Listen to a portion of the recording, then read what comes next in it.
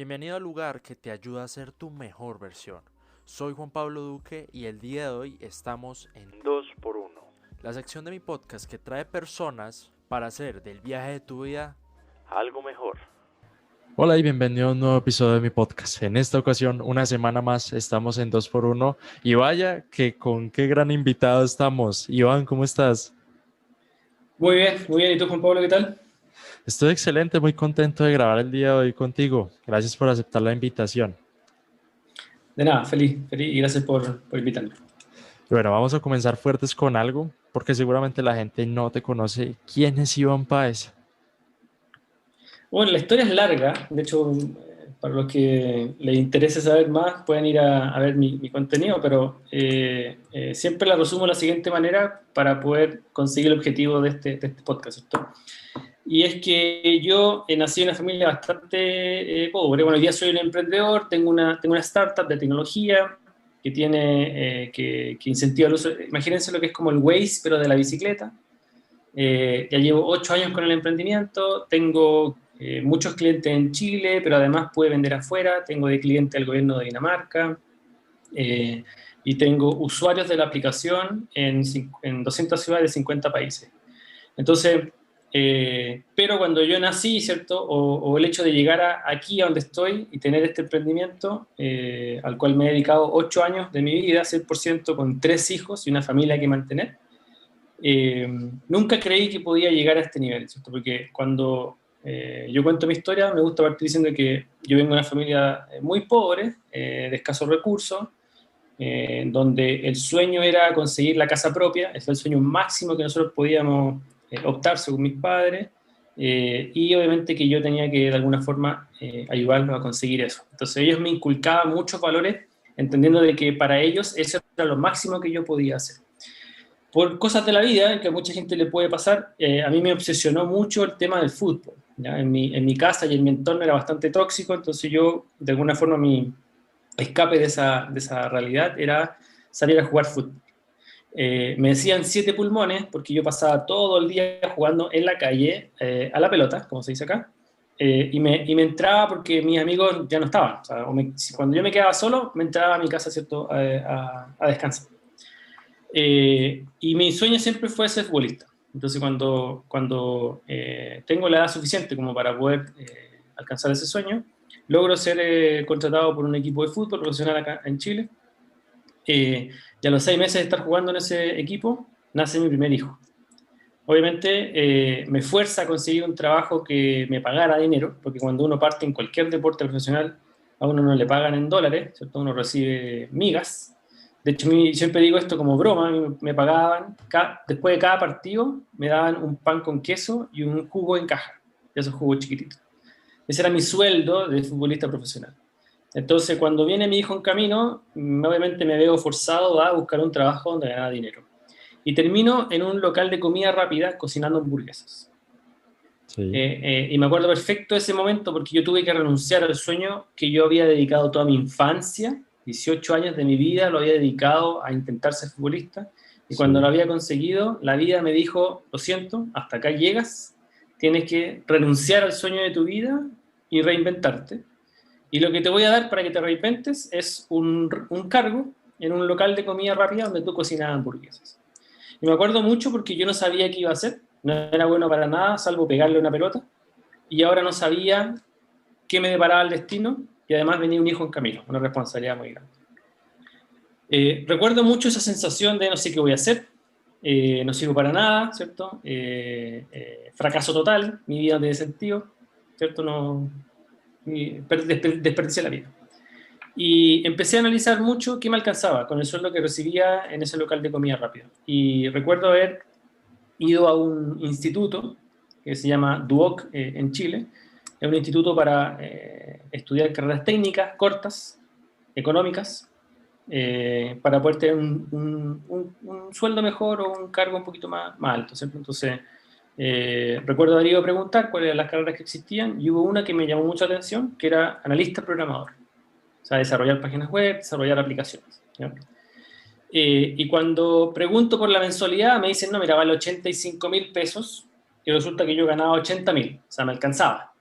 y me sobraban 5.000 pesos, que deben ser $2, para pasar el resto del mes, ¿ya?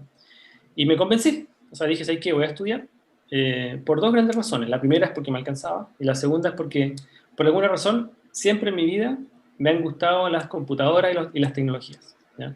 No es que yo tuviera un computador en la casa, simplemente me gustaban. No me daba miedo, de alguna forma era algo que yo me sabía desenvolver, aunque nunca había tenido contacto con eso, ¿ya? Cuento corto, termino la carrera, logro estudiar 2 años y medio, y cuando termino esa carrera salgo a buscar trabajo para poder continuar los estudios a ingeniería. Entonces obviamente necesitaba ganar un poco más de dinero. Y me pongo a postular por internet a los cargos que yo quería, ¿ya? Los cargos que yo quería era gerente de informática, gerente general, o sea, era un cargo alto, ¿ya? Obviamente hay que entender de que yo venía recién saliendo de estudiar una carrera técnica donde jamás me hubieran contratado para esos cargos, ¿ya? Pero como yo no sabía, yo me puse a buscar lo que yo quería. Y cosas de la vida que uno llama suerte, aparece un cargo que dice líder de proyecto. Postulo, voy a ver a mi jefe, ¿cierto? Voy a ver a la persona que me entrevistó, y por 45 minutos me pregunta 200 conceptos. Oye, ¿sabes Java? ¿Sabes PHP? ¿Sabes aquí? ¿Sabes allá? Y yo le dije que sí a todo, siendo que no sabía nada de lo que me había preguntado. Nada, cero. Pero yo sabía que si él me daba la oportunidad, yo me iba a dormir por 3, 4 semanas y me iba a volver el mejor del mundo en lo que él necesitaba que yo hiciera. Pero lo que yo necesitaba era la oportunidad. Bueno, me da la oportunidad y, de nuevo, cosas de la vida, ¿cierto? Estas cosas que uno llama suerte, pero que yo no creo mucho en la suerte, resulta que era un proyecto en el cual yo tenía que trabajar codo a codo con un personaje que se llama Wenceslao Casares, ¿ya? Que para el que no lo conoce, Wenceslao en el año 2000 vendió una página web, patagon.com, en $850 millones, y con ese dinero quería hacer un proyecto que era el que me estaban contratando. Bueno, hoy día Wenceslao tiene millones de bitcoins, se le denomina el paciente cero, fue quien viajó a Silicon Valley y convenció a las grandes fortunas de tomar el 9% de su fortuna, meterlo en bitcoins y dejarlo ahí por 10 años, y hoy día todas esas personas que le hicieron caso triplicaron su fortuna rápidamente, ¿ya? Entonces, este sujeto era un tipo de otro nivel. Entonces, por 8 años yo trabajé con él. ¿Y por qué cuento esta historia? Porque cuando uno ve a alguien exitoso a ese nivel, uno cree que esa persona es distinta a nosotros. Está hecho de otro material, que uno nunca va a poder llegar a ser como él. Y yo en esos 8 años me dediqué a mirarlo. Todos los días, lo que hacía, cómo se vestía, cómo tomaba agua. Mi obsesión máxima era descubrir cuál es la fórmula de éxito, porque él la tenía. Y la descubrimos. Resulta ser de que esas personas son personas normales, son igual a nosotros, tienen defectos, tienen virtudes, tienen miedos, pero lo que nos separa lo que los separa a ellos de nosotros los mortales es que ellos hacen las cosas incluso aunque tengan miedo, y nunca ven el fracaso como algo malo. Siempre lo ven como la oportunidad de aprender, botar todo eso a la basura y reinventarse rápidamente. Entonces, cuando yo termino de trabajar con él y me di cuenta de que yo era exactamente igual a él, y tú también eres igual a él, y toda la gente que está escuchando es igual a él, la única diferencia con él es que él tiene más plata en el banco. Pero yo conozco muchos proyectos que tienen mucho dinero y tampoco triunfan. Entonces, la plata en el banco no es el secreto del éxito, ¿ya? El secreto del éxito es entender de que esto es un juego infinito y que tú tienes que dedicarte a algo que te apasiona hasta el último día de tu vida, ¿ya? Eso significa que mientras tú respires, te vas a dedicar a ese proyecto. Y si ese proyecto falla, tú vas a tomar lo mejor de esa situación, lo vas a botar a la basura y te vas a reinventar rápidamente, ¿ya? Entonces termino de trabajar con él, digo, este tipo igual a mí, si él puede, yo también. Y me lanzo a emprender, mi primer emprendimiento. Esto era el año 2016 y con unos amigos empezamos a hacer una aplicación que el objetivo era sacar fotos que se destruían. Y cuando íbamos a buscar o a presentar el proyecto a personas inversionistas, ¿cierto? Clientes, le decíamos, no, estamos construyendo las redes sociales del futuro, y las redes sociales del futuro son, tú sacas una foto y se va a borrar. Te juro que recibimos garabatos, weón, nos echaban de la sala, éramos los más estúpidos del mundo, la idea más idiota que le... Pero no te puedo decir en tu podcast las cosas, no te puedo repetir lo que no te decía. Cuento corto, estuvimos con el proyecto como 8 meses más o menos, 8 o 9 meses. Nadie acá nos creyó. En Latinoamérica éramos los más estúpidos de la vida, ¿cierto? De la historia de la humanidad. Pero en Estados Unidos había un sujeto que estaba haciendo lo mismo y llega un momento en que él nos pasa por el lado así muy, muy rápido. Nosotros teníamos más usuarios que él en un momento, pero como no tuvimos financiamiento de clientes, tuvimos que cerrar. Y ese sujeto ahora se llama Snapchat, que está valorado en 20 mil millones de dólares. Entonces, nosotros tuvimos en nuestra mano un proyecto que porque no pudimos conseguir financiamiento, porque no nos entendían la idea, otro sujeto lo pudo hacer muy bien y hoy día tiene la valoración en la bolsa de 20 mil millones de dólares. Entonces, lo que yo entendí, y aquí se basa toda mi historia, es que no hay ideas tontas, hay tontos que no entienden las ideas. Y en ese caso, en ese momento, yo no supe entender de que mi idea no era tonta, sino que había personas que yo creía que eran mucho más inteligentes que yo, que me decían que era tonta. Entonces yo tomaba decisiones basadas en lo que esas personas me decían. ¿Ya? Sí. Y cuando dejo de trabajar ahí, ¿cierto? Termino ese emprendimiento, obviamente muy destrozado. Obviamente, cuando cerramos la empresa, Snapchat ya valía 3 mil millones de dólares, 3 billions. Hoy día llegó a 20. Nosotros sufrimos. Yo me deprimí porque perdimos la oportunidad de nuestras vidas. Así es como yo lo sentía. Se me pasó por segunda vez en mi vida lo que yo había deseado tanto, se me había ido entre los dedos de las manos, ¿cierto?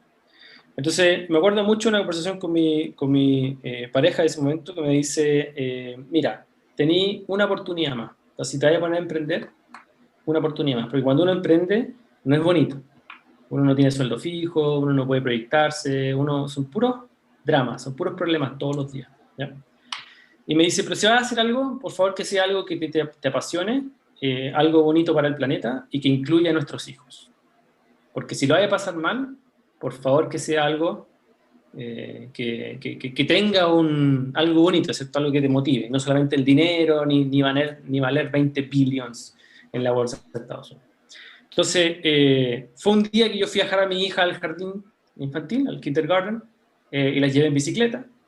Casi las matan, las atropellan en cada calle que cruzábamos, casi las atropellaban. Y empezó esta idea loca en mi cabeza de decir, ¿qué tendría que hacer yo para tener un mundo amigable en donde mis niñas puedan ir al jardín en bicicleta sin miedo a que las atropellen? Y eso me conectó todo lo que yo había hecho para atrás, incluso el fútbol, incluso el que mis padres hayan sido pobres, que no me hayan dado las herramientas necesarias que ahora ya las tengo, las desarrollé más grandes. Snapchat, ¿cierto? Y la experiencia con los inversionistas, el hecho de haber trabajado con este gran emprendedor. Y me lanzo, renuncio a un trabajo que tenía, que era soñado, y me lanzo con Capo, que es el proyecto que llevo hoy día, y a fin de año vamos a cumplir 8 años, donde me ha tocado viajar por el mundo. Hemos sido reconocidos en países como China, por Tencent, Dubái, ¿cierto? Estuve con el príncipe del Emirato Árabe, en la ONU, en la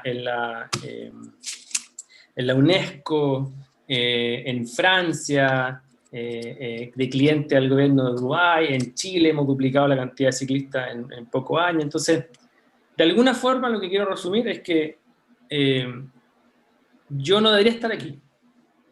La suerte de alguna forma me pilló preparado en algún momento y yo, como no sé o no sabía muchas cosas, lo intentaba igual. Y ese hecho de intentarlo igual muchas veces te abre las puertas para proyectos que tú ni siquiera soñaste, compadre, ni siquiera estaban en tu radar, Sí. pero que te permiten a ti tener una plataforma y sobre todo experiencia para poder decir a los que vienen atrás tuyo qué va a pasar, ¿cierto? Y que se preparen y que no vean esto como para ganar dinero, sino que el dinero es un resultado de un trabajo bien hecho, sino que vean esta oportunidad de ojalá partir muy jóvenes en cosas que los apasionan. Si ustedes hacen cosas que les apasionen, van a tener más plata y más dinero del que nunca se han imaginado. Pero Sí. si lo hacen por dinero, créanme que siempre van a estar llegando justo y odiando todo lo que hacen, porque eso es lo que produce muchas veces el objetivo del dinero. Entonces, eso es, como te digo, una historia muy larga, son muchos años de experiencia, pero todo eso nos da como una guía, un timeline de decir, ya mira, ahora podemos hablar de lo que queráis, porque todos los problemas que aparecen en los libros de emprendimiento y de innovación, yo lo he vivido 4 veces cada uno.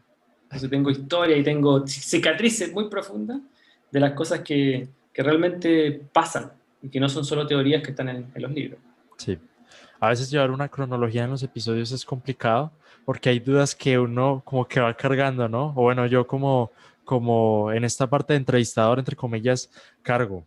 Y es que cuando tú decías que ganabas 85,000 pesos al mes, te metiste a estudiar en algo que costaba 80,000 al mes. Sí. Realmente tengo una duda gigante. ¿Cómo lo hiciste? O sea, ¿cómo le hiciste? ¿Conseguiste otro trabajo? ¿Subsistías con 5,000 pesos? Pues que Sí. al cambio no sé cuánto es, pero $10. $10. ¿sobrevivías con $10? ¿Con un $10 al hijo en mes. camino y Ujú. todo? Sí, o sea, una de las cosas que hice inmediatamente fue cómo me ahorro el dinero que yo gasto en transporte. Y ahí me compré una bicicleta. Bueno, me la compré, entre comillas, me la conseguí. Y me volví muy bueno en usar la bicicleta como transporte. Entonces, esa situación que yo hice, o ese escenario que produje para sortear un problema en ese entonces, 10 años después, me permite a mí hacer un proyecto para incentivar el uso de la bicicleta en las ciudades del mundo.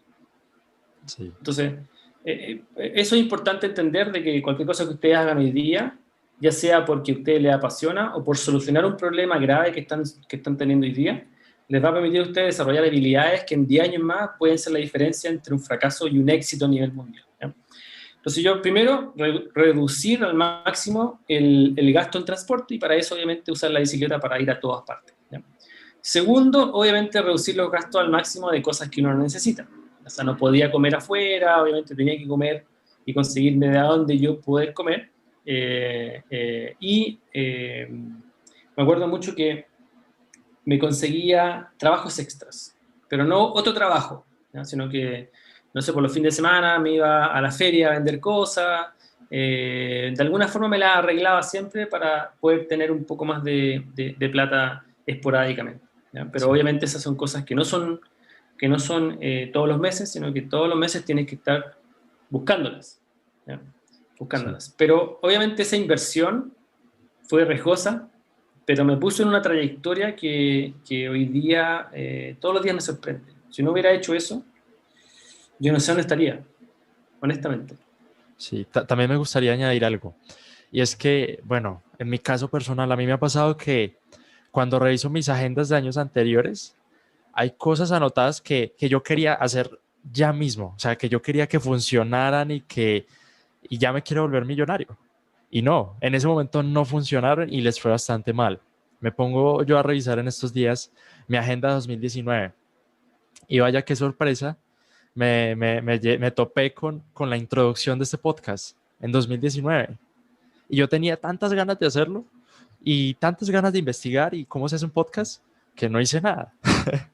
Pero el año pasado, cuando vi la oportunidad, yo dije, bueno, hay que hacerlo y hay que comenzarlo. Y no recordaba de dónde había sacado esa introducción. Y yo dije, bueno, ya la tengo aquí, la voy a usar.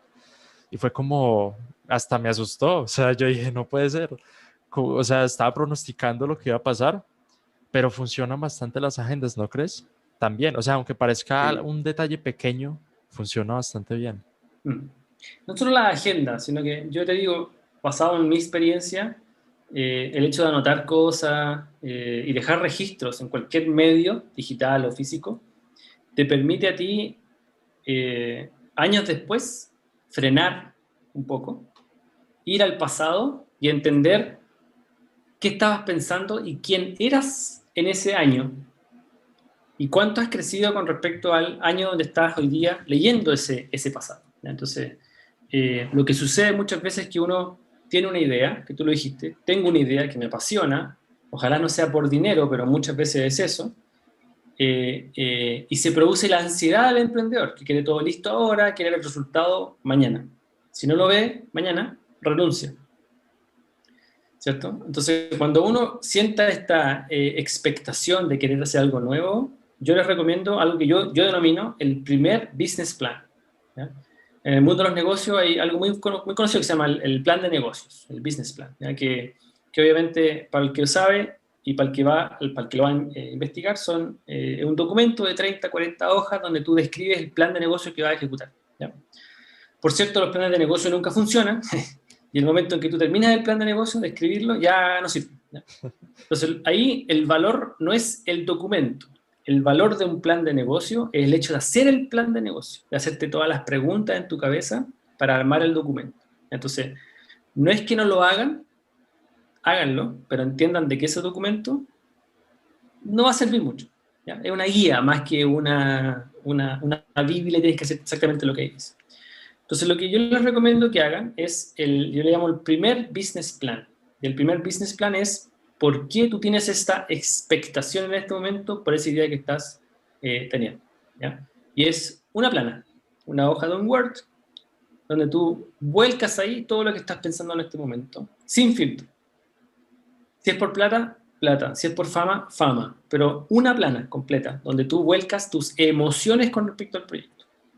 Y la dejas ahí. ¿Ya?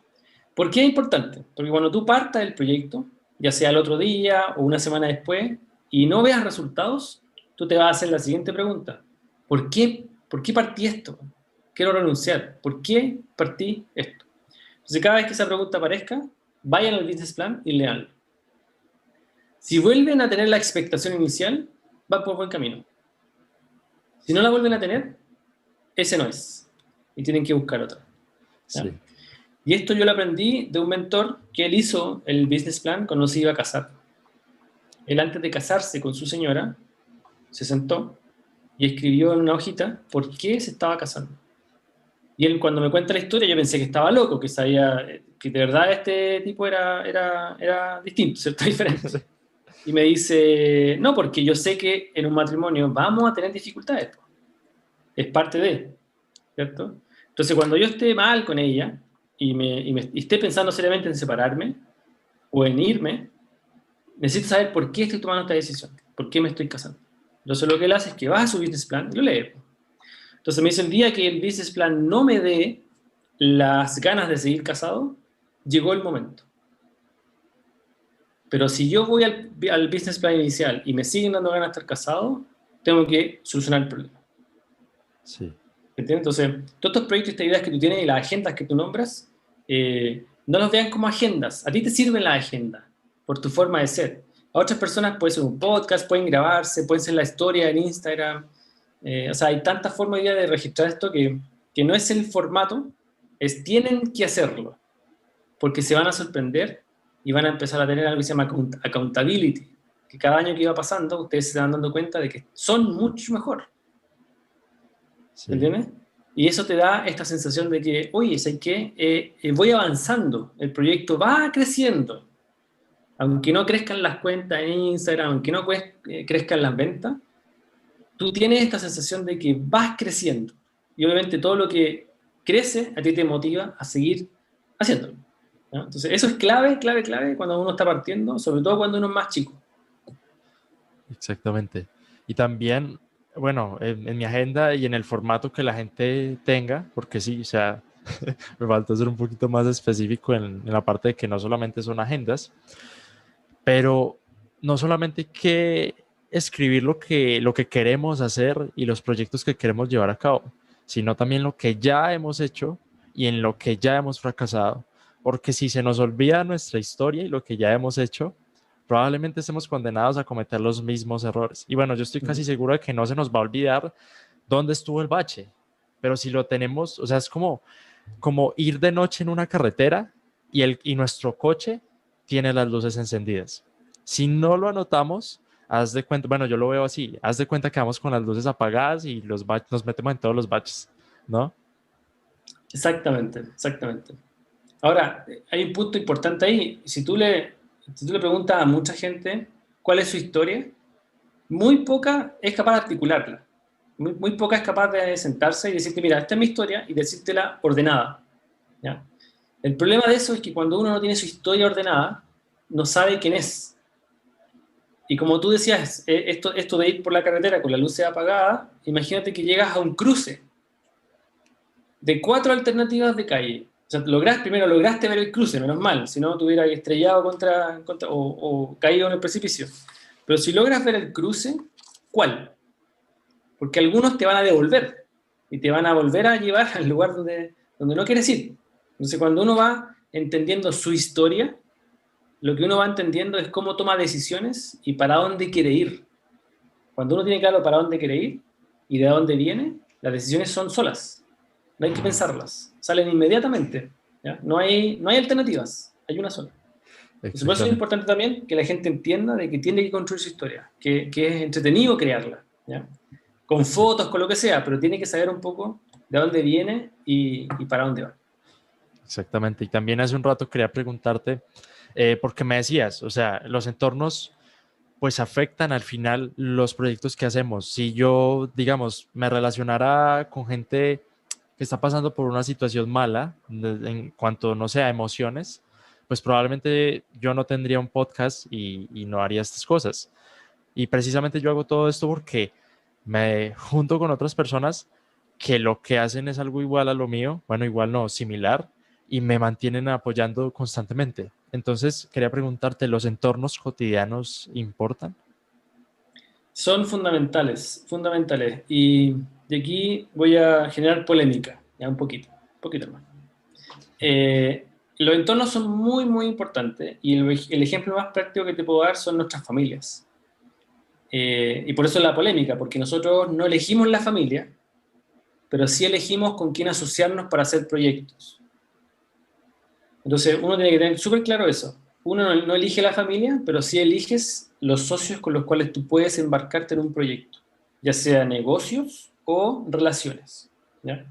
Entonces, ¿por qué digo esto? Porque hoy día lo más común en el mundo es que las familias sean tóxicas, en el sentido de que hay rituales dentro de la familia o traumas dentro de la familia que son traspasados de generación en generación, que te cargan a ti, una generación que nace en una época 100% digital, ¿cierto? Y te traspasan de que las redes sociales son malignas, son malas, que hay que mantenerse completamente alejados.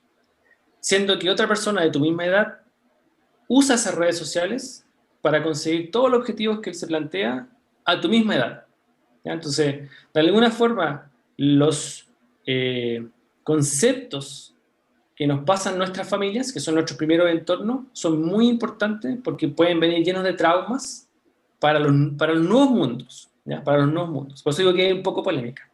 Entonces, ejemplo, en mi caso, mis padres me inculcaban mucho de que el sueño máximo que nosotros podíamos como apellido optar era una casa propia, un negocio y venderle cosas a los vecinos. Ese era decir como, ¿sabes que si yo muero con esto, muero feliz? ¿Ya? Entonces, yo quería aprender a hablar inglés. No me preguntes por qué, pero una de las cosas que me obsesionaba era yo quiero aprender a hablar inglés. O sea, yo veía gente hablando inglés y decía, uy, sé que yo también quiero. Entonces era una lucha constante con mis padres de que me dejaran aprender inglés. Porque para ellos eso no era importante para conseguir el éxito, que era la casa propia, la ampliación y venderle cosas a los vecinos. Diría que menos mal que yo nunca le hice caso a mis padres. Entonces yo aprendí inglés, ¿cierto? Lo que hoy día me permite a mí tener un sueño mucho más grande que una casa propia, ampliación y un negocio, ¿cierto? Yo quiero una empresa que venda en todos los países del mundo, no solamente a mis vecinos. Y no tiene por qué estar en una casa, ni en una ampliación de esa casa. Entonces, a lo que voy es que los entornos primero que nos rodean cuando nacemos y alcanzamos la edad de la adolescencia son muy importantes y en la mayoría de los casos están llenos de toxicidad, ¿ya? Por eso hay muchos libros que dicen, mira, padre rico, padre pobre. No sé si han leído ese libro, pero si no, léanlo. Se llama Padre rico, padre pobre. La historia de un sujeto que dice, yo tenía un padre, que era mi padre biológico, que si bien tenía un sueldo muy alto en el gobierno, él trabajaba para el gobierno, su mentalidad era muy pobre. Siempre me decía, la casa propia, la ampliación, un negocio ahí. Ese es el sueño máximo, hijo. Usted vaya para allá. Y el padre del mejor amigo de él era un tipo millonario, pero que no tenía dinero todavía. O sea, él no tenía plata en la cuenta, pero su mentalidad estaba construyendo una industria, ¿cierto? Un holding, ¿cierto? Efectivamente, pues, entonces él empezó a entender de que si bien este personaje tenía más dinero mensual, él tenía una mentalidad muy pobre. Y el otro personaje no tenía dinero en la cuenta, pero lo que él estaba construyendo era un imperio. Y hoy día obviamente es un hombre muy rico y el otro sujeto no. ¿Ya? Entonces, eso hay que entenderlo primero. ¿Ya? ¿Por qué? Porque cuando uno deja de ser adolescente y empieza a tomar decisiones por ti mismo, ¿a qué te agarráis? A tus creencias. Po. Si tus creencias están erradas, vas a empezar a chocar contra paredes. Entonces, la familia uno no la elige. ¿Ok? Uno no la elige. ¿Ya? Pero cuando uno se independiza o tiene la capacidad y la conciencia de independizarse, tienes que buscar gente que tú admires o que tenga tus mismas ganas de salir adelante. ¿Ya? Pero tampoco no puedes tener miles de amigos millonarios, no existen. Y si existen no te van a hablar, ¿cierto? Es muy difícil. ¿Ya? Pero ahí es cuando uno puede usar sugerencias, que ojalá yo la hubiera sabido antes. La primera es busca amigos que estén en misma sintonía contigo de querer generar cosas nuevas. ¿Ya? Por eso uno dice, dime con quién andas y te diré quién eres. Si tú andas con drogadictos, tú te vas a convertir en drogadicto. Es tu referencia. Si andas con personas que, no sé, pues, que toman o que les gustan las fiestas, adivina lo que va a pasar. Te vas a convertir en uno de ellos. Pero si andas con personas que quieren emprender, que quieren aprender, que leen libros, es lo que te van a contaminar. Esto es lo que tú vas a terminar haciendo. Entonces, el hack que yo les quiero compartir es, primero busquen amigos cercanos, porque es muy importante la conexión física con esa persona, que estén en la misma. O que ustedes quieran de alguna forma surgir y esta persona no sepa qué hacer. Que ustedes lo guíen, sean como un mentor de esa persona. ¿Ya? Y la segunda, que gracias a las tecnologías y las redes sociales, que para mis padres y para muchos padres de las personas que hoy día están escuchando, es el demonio en nuestro planeta. Con las redes sociales tú puedes tener de amigos a gente muy exitosa en este momento. Mi mejor amigo es Gary Vee. Yo lo escucho todos los días. Yo abro mi Instagram y él me habla. No lo tengo físicamente, él no sabe que yo existo, pero es mi mentor. Es uno de mis amigos más cercanos. Entonces yo les recomiendo que en vez de seguir cuentas que no le aportan en nada en estas redes sociales, que nos quitan tiempo y nos mantienen adictos, sigan a las personas que ustedes quieran ser. Con eso tú puedes llenar de gente que te sube el ánimo todos los días. ¿Ya? Te sube el ánimo todos los días. Entonces, cuando ustedes tengan la capacidad de crear su entorno, tienen que tener mucho cuidado. Si ponen un personaje negativo y un personaje que mira en chico, mira en pequeño, los va a contaminar. Es como una manzana podrida dentro de un cajón lleno de manzanas sanas. En algún momento, todas se van a podrir. Entonces, los entornos son muy, muy importantes. Pero lo que siempre se dice es que los entornos son importantes.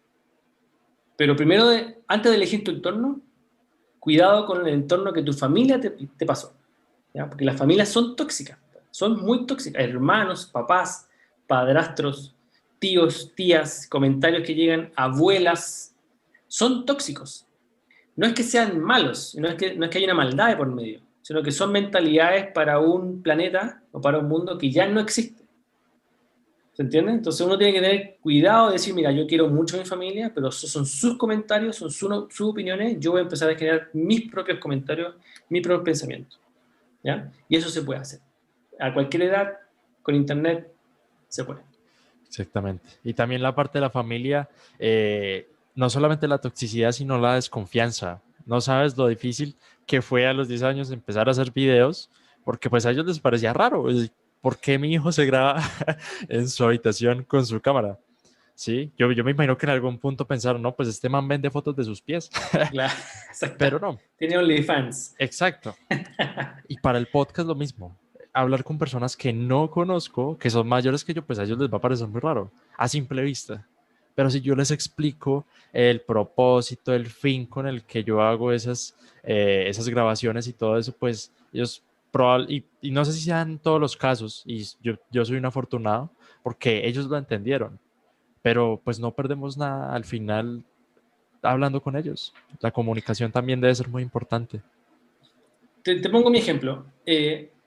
Yo al final, la idea es hablar con tus padres y explicarles el propósito. Difícil que lo entiendan, porque son otras generaciones.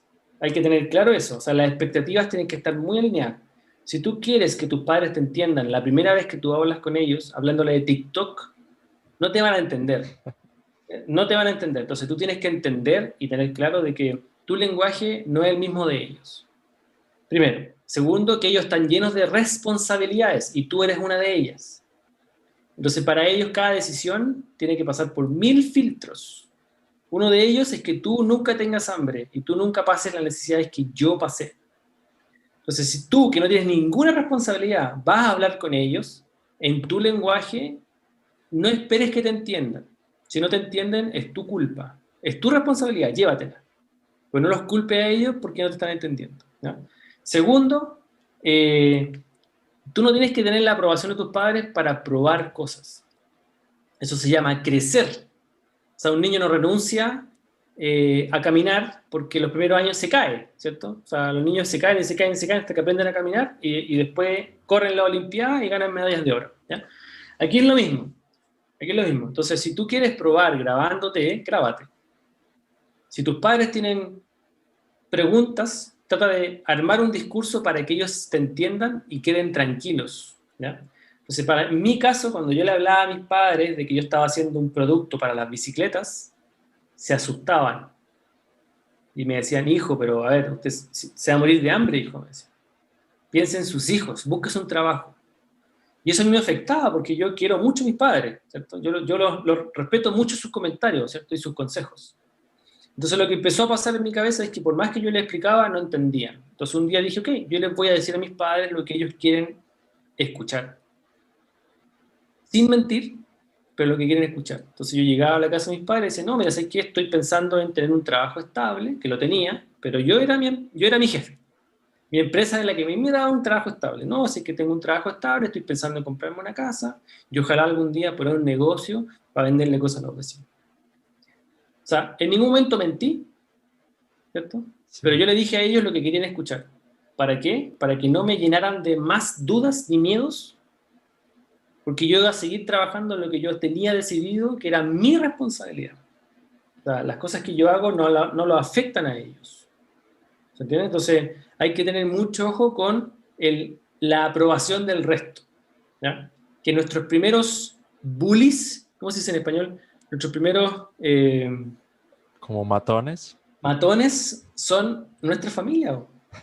Y sobre todo en Latinoamérica, que te llaman gordito, mi gordita, ¿cierto? Mi flaquito. Lo que estaba diciendo es que nos hacen bullying, ¿cierto? O sea, y uno se acostumbra como latinoamericano, pero en realidad es sin maldad, ¿cierto? Pero te llenan de miedos, te llenan de cosas que finalmente tú dices, chuta, parece que yo no soy bueno, y se meten en tu subconsciente, ¿ya? Entonces, hay que querer mucho a la familia, uno no la elige, pero hay que tener cuidado con los mensajes que uno rescata de esos entornos, porque al final del día son tus decisiones, son tuyas. ¿Ya? Oye, Iván, para ir concluyendo un poco, ¿cómo pueden encontrarte las personas en redes sociales? Mira, yo genero contenido en todas las redes sociales, en todos los formatos. En todos me encuentran como Iván Páez Mora. En todas las redes sociales, incluyendo TikTok, que me costó un poco, pero ya lo domino. Y Sí, ahora Clubhouse, que lo abrí hace una semana y que es lo que se viene. No sé si tú perfecto. tienes Clubhouse. Todavía no he querido entrar, estoy como un poco reacio, pero bueno, tal vez en estos días me aviente. Es el futuro. Es el futuro. ¿Seguro? No, yo creo que este tema da para otra charla, pero bueno. De nuevo, muchas gracias por darte la vuelta por aquí, por esta gran charla. Y bueno, ya saben, me pueden encontrar en Instagram, que es la red social donde más activo estoy, como Juan Pablo Duque con B larga al final. Soy Juan Pablo Duque Beltrán y nos vemos en la próxima. Chao.